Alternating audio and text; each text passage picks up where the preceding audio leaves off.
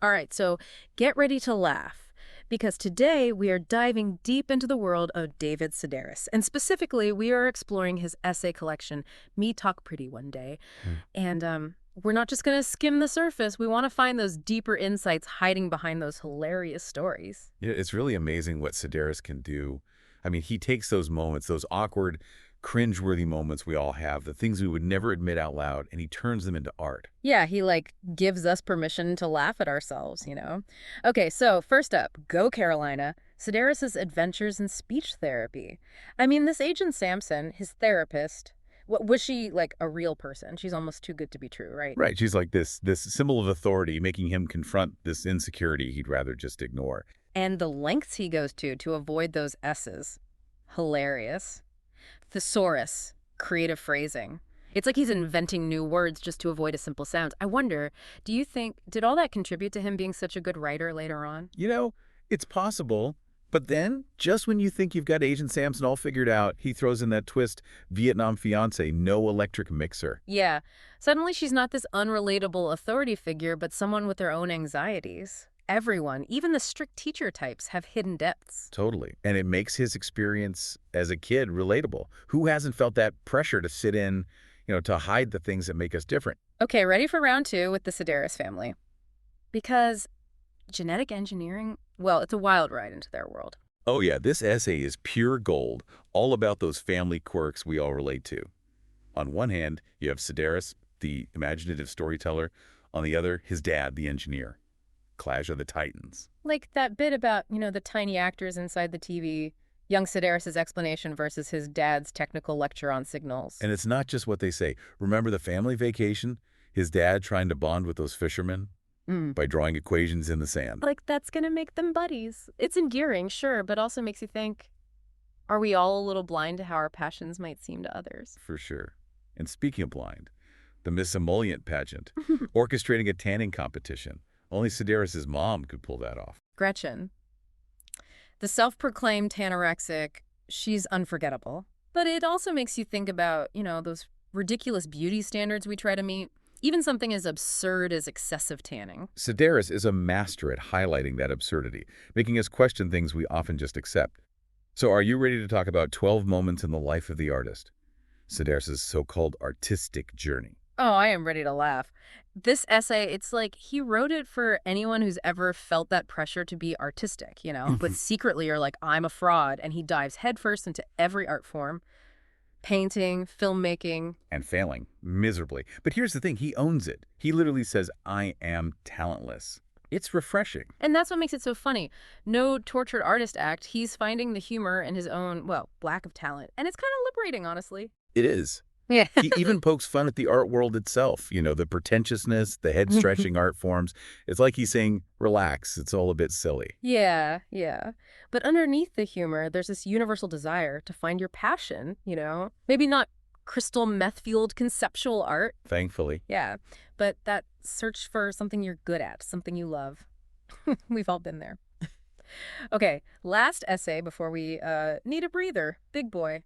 It starts with a bathroom situation. Trust me, it gets wild. Oh, this is classic Sedaris. Everyday experience becomes comedic gold. Mm-hmm. The opening scene alone, with the biggest turd confession. Nobody else could get away with that. And his inner monologue during that whole ordeal, the mental gymnastic as he tries to escape unnoticed, we've all been there praying for that silent plush. It's mortifying but hilarious. Then there's Valencia, his boss, the queen of thriftiness. Seriously, she takes it to a whole other level. Obsessed with appearing poor, even when she's loaded. It's like poverty is fashionable to her, a strange juxtaposition. And her collection of failed beat poets? Like there's some rare commodity. Yeah. Sedaris is brilliant at capturing these bizarre social dynamics. He peels back the layers of these everyday interactions and reveals, the strangeness underneath. It makes you wonder what he'd say about us, right? Like if he was observing our little quirks. It's amazing, right? How he takes these embarrassing situations and somehow makes you feel better about your own awkward moments. Like it's okay to laugh, we've all been there.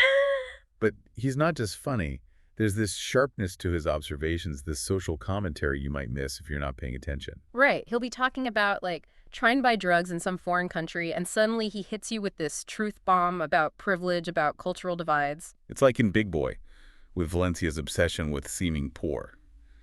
It's funny, But it also makes you think, are we drawn to the idea of being real, Right. even if it's fake, more than we are to actual comfort? He's like holding up this funhouse mirror to society, everything distorted, but you still see yourself in there somewhere. And speaking of reflections, you got to talk about the Sedaris family, talk about your own ecosystem of quirks, right? His descriptions are so vivid, you feel like you've met them. His father, the engineer. Logic applied to everything, even when it shouldn't. Those equations on the beach. The man missed the memo on Small Talk 101. But it's also, I don't know, endearing. We love our families for their weirdness, don't we?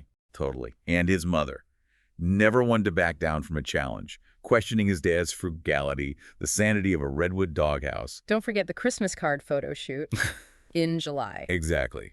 Love, exasperation, and acceptance. That's family life summed up in a nutshell, and each sibling their own brand of unique. Gretchen, the tanorexic comes to mind. Funny, yeah, but also makes you think about how far we go for these ridiculous beauty standards. Satire at its finest. Yeah. But we can't forget the essay that gives the collection its title, Me Talk Pretty One Day. Sedaris tackling a new language, a new version of himself. It's more than just verbs and nouns, right? It's that fish out of water feeling. Can you ever truly belong when you're struggling to even speak? That part where he describes his first French class, realizing he doesn't know the alphabet. We've all had those deer-the-headlights moments. Big time. But he doesn't give up. He dives in head first, even if it means looking silly. Those classmates. The Polish Annas. The grammar-obsessed Moroccan. The United Nations of language learning crammed into one classroom. And through it all, he finds the humor. Even conjugation drills are comedy gold. Who else could make medical French tapes funny? Suddenly you need to know how to say, you now need to deliver the afterbirth, essential vocabulary. He finds it everywhere, doesn't he? But there's a deeper point there about language building bridges, connecting with people who are different. It's about expanding your world, yeah, even when you feel completely lost. That's a powerful message, especially now. It really is. And he delivers it with this mix of wit and vulnerability that makes it relatable. So we've spent a good chunk of time with Me Talk Pretty one day, and honestly, I kind of wanted to start reading it again. There's so much there, you know? The humor, the insights. It sticks with you. Every time you read it, you pick up on something new, a turn of phrase, or one of those observations about people that just make you nod along. Exactly. So for everyone listening, what's the takeaway here? Well, Sedaris reminds us we all have those moments, the awkward encounters, the things we'd rather just forget ever happened. But he shows us it's okay to laugh at that stuff. It's how we learn, right? Absolutely. Embrace the awkwardness, find the humor in everyday life, and connect with people through those shared experiences, even the embarrassing ones. He shows us that even when things are tough, when you feel like you don't belong, there's still room for humor, for connection. It's like a little light even when it feels dark. So yeah, if you want a good laugh, some sharp commentary about, well, life, and a reminder that it's okay to be a little messed up, pick up Me Talk Pretty one day. Seriously. And here's something to think about. How does Sedaris use humor to deal with those tougher topics? Family, social class, even his own, sexuality. Good point. He never shies away from those conversations, but he does it in a way that makes you think, makes you question your own assumptions. Exactly. He pushes those boundaries, makes us uncomfortable sometimes, but in a good way. It's like he's saying, hey, humor can be a powerful tool for understanding ourselves, understanding the world. It's true. Next time you're in that awkward spot, feeling out of place or just a little lost, remember, Sedaris, embrace the absurdity of it all, right? Find the humor, connect with others. Maybe you'll start to see things a little differently. A little more humor, a little more kindness, a little less judgment. Well said. Thanks for exploring the world of David Sedaris with us. Until next time.